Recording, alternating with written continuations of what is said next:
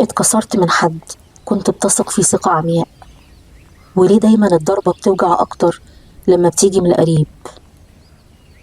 أصعب حاجة هي صدمة العشم. الشخص اللي كنت فاكره الأمان الوحيد ومستبعد تماما إنه يكسر قلبك هو اللي ساب في روحك جرح ما بيقفلش بسهولة. الوجع ده بيخليك تقفل على نفسك وتشوف كل اللي حواليك مشاريع خذلان تانية، وبتحس إنك فقدت الثقة في الدنيا كلها.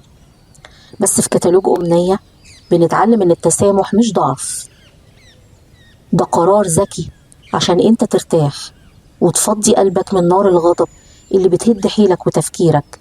افتكر ان القلوب بتتقلب والبشر طبيعي يتغيروا واقنعتهم تقع.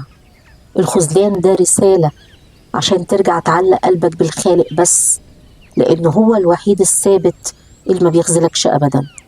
سامح عشان تشتري راحة بالك، وخلي وجعك يقويك ويخليك انضج.